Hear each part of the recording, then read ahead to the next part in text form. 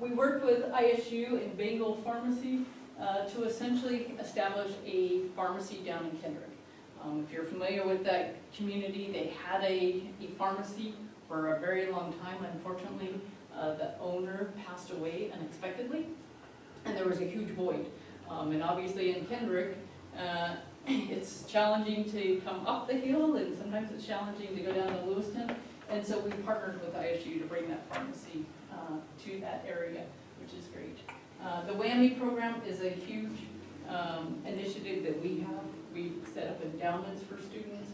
We created a sim lab in our old med surg where those students are coming over and they do scenarios. They have equipment. Some of you have been actors as they do scenarios and educate our medical students here. So it's been a great partnership. They're in our WAMI building, or in our medical office building with their space. If you haven't been up there, it's very impressive in there. So it will be great to have those students as they do their education to help us recruit them back. It's nicer when a physician does 2 years here, so that way they know what they're getting into when they come back to this community, and we want to embrace them. And then we created a food service center back in 2004. It was our way to partner with our physicians. It's a cheaper cost in there. Obviously, I as a hospital cannot compete with any surgery center. No hospital can, because our overhead is a lot higher. We have an emergency open 24/7. Leslie worked in our emergency department for a long time. You can't low census because you never know what's going to walk in the door. And so the surgery center has been a great partnership with us and our physicians. The other partnership that we have is with Pullman Hospital and Whitman Hospital. And this partnership actually dates back to 2004. So though we compete mainly with Pullman because we're very similar in hospitals and services, we do a lot of services and we bring a lot of services in. So flu surgeons is one of our entities. We have a GI physician. Scott Adams and I, when I first came into this role, we looked at those, what we were doing and how to partner. And because of this physician shortage, and we were both trying to recruit an ENT, we were both trying to recruit a urologist, came up and expanded that. So we have an ENT, 2 urologists, and we have now a neurologist coming to our community, and oncology coming, and I'll talk a little bit about those. Some of the physicians that we've been able to recruit is orthopedic, some hospitalists, nurse practitioners, mainly for our clinics, but we do help the other providers recruit to their practices, and our psychiatrists in there. And then some of the providers that will be coming on is Dr. Saeed is our neurologist. Dr. Saeed is a J1 visa. Her fellowship that she's doing right now is probably more specialized. Probably the closest physician that's trained like her is probably in Seattle or Boise. And because of that J1 visa, we were able to recruit her. She has to stay here. Because of that J1 visa, she has to stay in our community 3 years. So we think after 3 years, we can convince her that this is a great community to be in, and so she'll stay. Dr. Rai is our oncologist. She is also a J1 visa. So with that legislative change, we opened a different door to help recruit physicians, especially in a time of not having a lot of physicians out there. Dr. Shrestha is actually married to Dr. Rai, so we got 2 doctors for the price of 1, which is awesome. And then we're going to have pulmonology on the flu starting in August. Dr. Pinko is a general surgeon. I'll talk a little bit about her. And with our relationship with Moscow Family Medicine, one of the things that we're trying to do is stabilize primary care.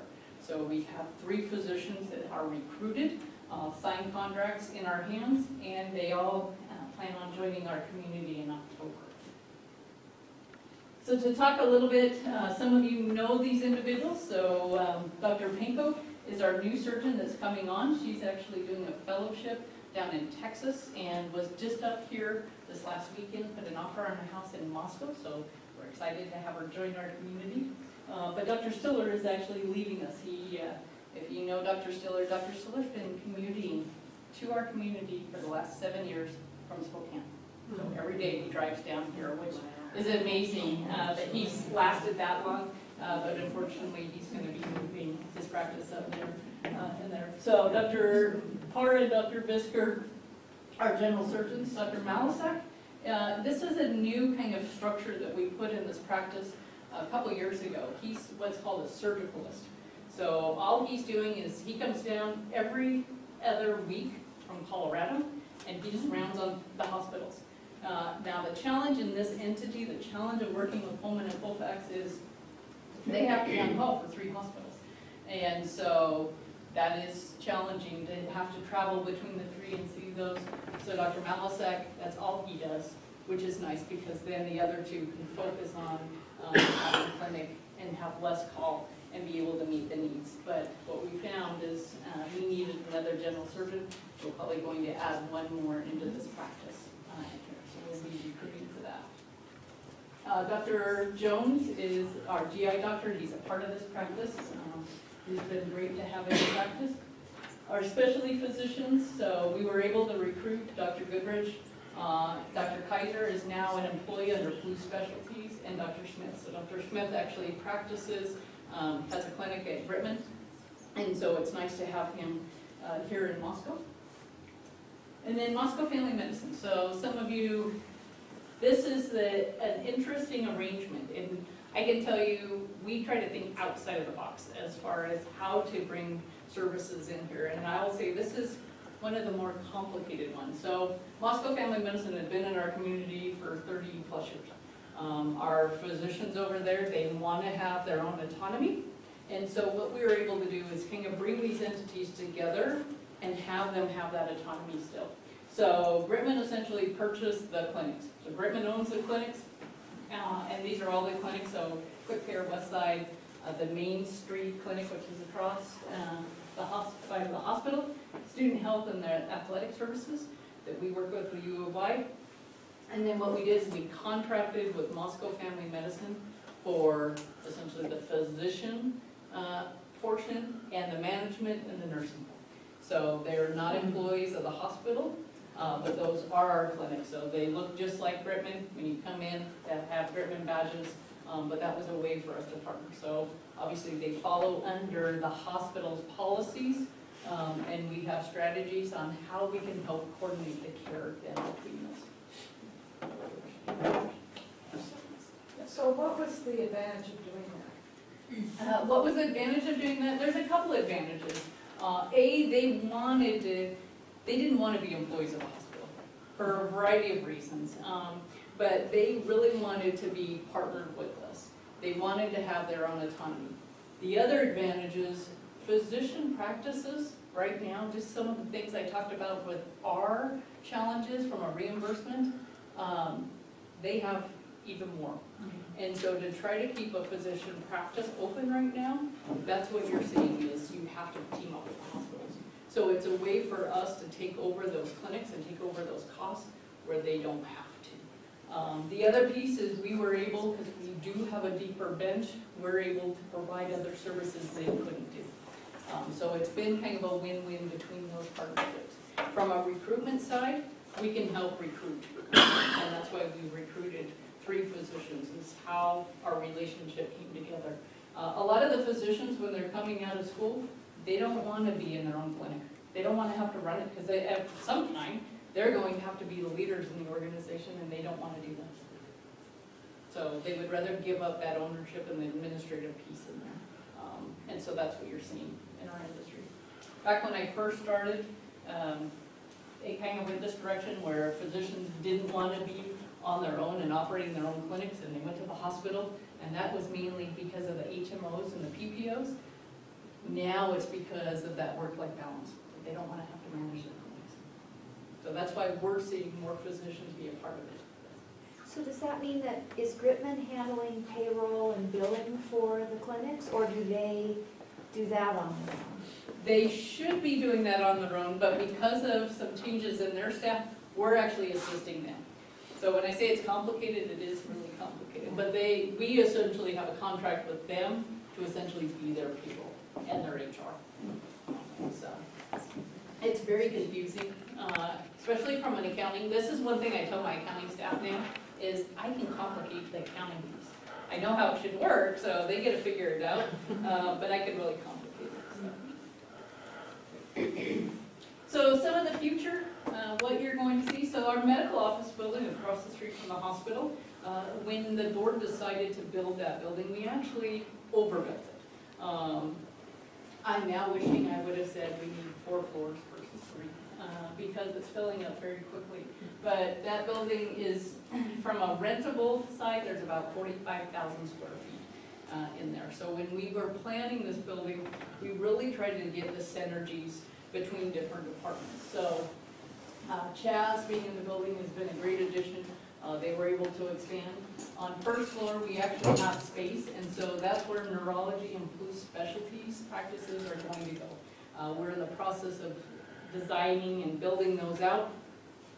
So neurology will actually be up behind Walmart until we build it out. On second floor, we actually put in a couple of things. Cardiac rehab, we moved over from the hospital over there. And the reason for that is we needed more space. So we doubled the size. One of the things that we heard from the participants is we wanted showers in there, because the current space didn't, so we put showers. And we put a room, some space in there for them to do classes, group classes in there. That's been a great addition to that program. We also put diabetes and nutrition, and we put it in a teaching kitchen. And so some of you might have seen our cooking classes. So because of patients that obviously have cardiac issues or diabetes, it's challenging. You actually have to change your lifestyle. And some of that is learning how to cook differently. So now we have an ability to have these teaching kitchens in there where we can talk about either related to diabetes or cardiac, to have those. And then we have the bistro in there. Oncology will be in that space. So it's already built out. It's ready. So when Dr. Rai shows up in August, she'll have a place to practice. And then we have some future space on second floor. On third floor, WHAMMy's on there. So WHAMMy takes up about 8,400 square feet with their education program and the cadaver lab. But we're building out, looking at pulmonology and some medical office space in there. So that building, for me, at the end of this year, will be mainly full. That building was actually funded through operations of the hospital is how we're funding that. And so we look forward to making sure that we can continue to add on to that building with these services. As far as some of the healthcare landscape, obviously Medicaid expansion, I'm following it. With buildings, what's going on with the federal building? So the federal building is, some of you might have heard, obviously we bought the federal building 6 years ago, maybe 7 years ago. Most of that building, actually half of that building when we bought it, you had some pretty strict covenants that we had to follow. We had to continue to rent to the government in there, so some of that is changing now. The first 2 years, we had to have them in there at a certain rate, and we had a 3-year contract. Some of those federal building, or federal spaces, they moved out of, and so we are looking, we're in the updating our facility master plan. We are looking at moving some of our services over there. And so that will be happening, but most of that building is full. There's some space, but not much.